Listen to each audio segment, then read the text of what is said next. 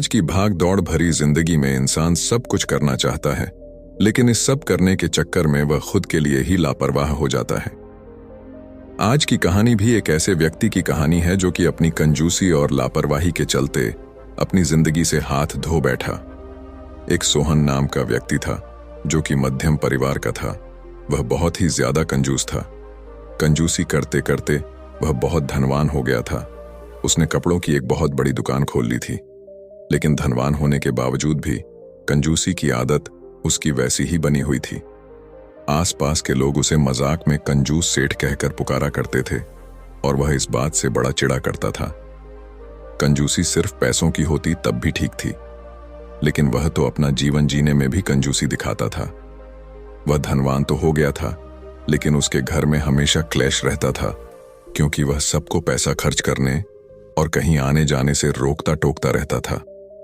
एक दिन उसकी पत्नी उससे बोली, आपके पास इतना पैसा आ गया है, लेकिन फिर भी हम लोग गरीबों की तरह जिंदगी जीते हैं। दिखाने के लिए तो हमारे पास सब कुछ है, इतना बड़ा मकान है, लेकिन फिर भी हम तो अपने मन को मार ही रहे हैं। आखिर कब आप अपनी यह कंजूसी की आदत छोड़ोगे? सोहन बोला, जिस कंजूसी का हवाला देकर लोग मुझे इतना सुनाते हैं ना, आज इसी कंजूसी की बदौलत मैं यह इतना सब कुछ खड़ा कर पाया हूं। पर मुझे लोगों का इतना दुख नहीं है। दुख तो तुम्हारा है कि तुम्हें भी सिर्फ मेरी कंजूसी दिखती है, उसके पीछे मेरी मेहनत नहीं दिखती। पत्नी बोली, मुझे पता है आपने बहुत मेहनत की है। पैसा बचाना बहुत जरूरी है, लेकिन पैसा बचाने में और कंजूस होने में जमीन आसमान का फर्क है। सोहन बोला, हाँ तो ठीक है, मैं कंजूस ही सही। पत्नी बोली, आप सुबह से लेकर शाम तक बस काम ही करते रहते हो, अपनी सेहत पर बिल्कुल भी ध्यान नहीं देते। आप इंसान हो या मशीन, ना आप कहीं खुद जाते हो ना ही मुझे ले जाते हो। नाते रिश्तेदारों से तो आपने रिश्ता तोड़ रखा है। ऐसे में यदि कल को आपको कुछ हो गया तो हम क्या करेंगे? सोहन बोला, मुझे क्या होने वाला है? मुझे कुछ नहीं होने वाला। नाते रिश्तेदारों की नजर तो सिर्फ मेरे पैसों पर रहती है, फिर क्यों उनसे इतना मिलना जुलना? तुम फालतू में यह सोच सोच कर अपना और मेरा दिमाग मत खराब करो। पत्नी चिढ़ते हुए वहां से चली गई। एक दिन सोहन को अचानक दुकान में चक्कर आने लगे। दुकान के एक कर्मचारी ने कहा, लगता है आपकी तबीयत ठीक नहीं है, यहां का काम हम संभाल लेंगे, आप घर चले जाइए। सोहन ने सोचा, अगर मैं घर चला गया तो मेरे गल्ले का कौन ध्यान रखेगा?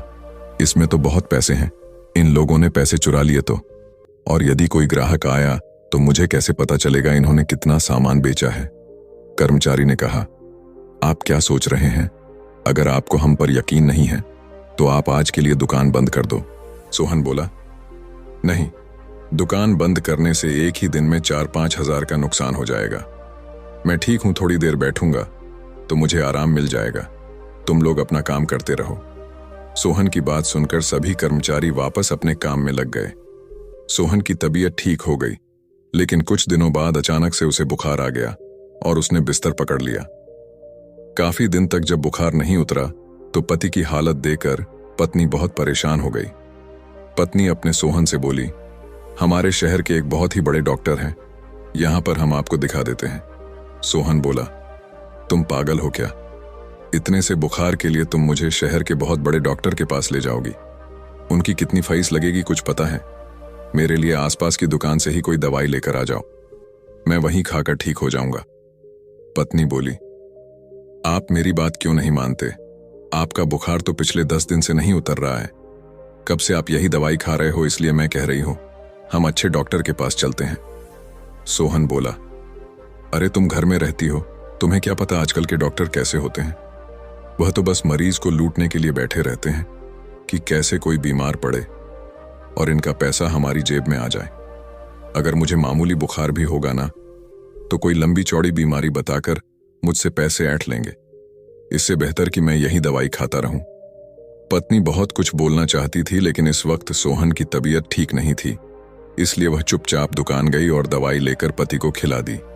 अब सोहन ठीक हो चुका था, लेकिन उसे क्या पता था कि उसकी यह लापरवाही एक दिन उसकी जान ले लेगी। सोहन को फिर से चक्कर आए और उसने सोचा, शायद ज्यादा देर तक काम करने की वजह से मुझे चक्कर आ रहे हैं।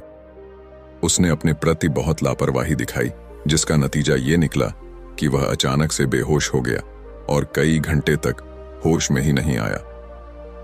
पत्नी ने शहर के सबसे अच्छे डॉक्टर को बुलाया। सोहन के मित्र, रिश्तेदार सभी पहुंच गए।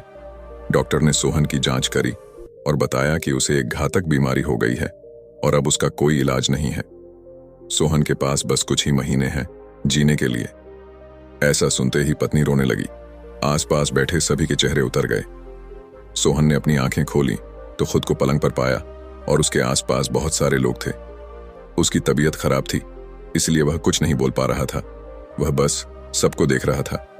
धीरे धीरे करके सभी चले गए। पत्नी बोली, मैंने आपसे कहा था ना कि आप अपनी सेहत पर ध्यान दो। देखा उसका क्या नतीजा निकला।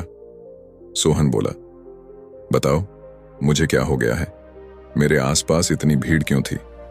पत्नी रोते हुए बोली, अब आपके पास ज्यादा वक्त नहीं है, सिर्फ कुछ ही महीने हैं आपके पास जीने के लिए। काश आपने मेरी बात मान ली होती और आप पहले डॉक्टर को दिखा देते तो आज आप सही होते। ये सुनते ही सोहन के मन में एक सन्नाटा सा पसर गया। वह कुछ समझ नहीं पा रहा था कि अचानक से उसके साथ ऐसा क्या हो गया है। सोहन बोला, तुम ठीक ही कहती थी। मैंने सिर्फ पैसों की नहीं, जीवन में हर चीज की कंजूसी की है। और सबसे बड़ी कंजूसी यह कि मैंने अपने जीवन को जिया ही नहीं। आज मुझसे मेरा जीवन ही छीन रहा है। जितना भी वक्त मेरे पास बचा है, अब मैं इसे खुलकर जीऊंगा। जीने में कोई कंजूसी नहीं करूंगा। ऐसा कहते हुए सोहन की आंखों से आंसू बहने लगे। इसके बाद सोहन कुछ महीनों तक ऐसे जिया जैसे कि उसने कभी जिया ही नहीं था। उसने पूरी दुनिया घूमी और अब वह अपनी जिंदगी को अलविदा कहने के लिए तैयार था। हमें एक ही बार जिंदगी मिलती है, इसलिए हमें अपनी जिम्मेदारी निभाते हुए खुद का भी ध्यान रखना चाहिए। हमसे ही हमारी जिंदगी है।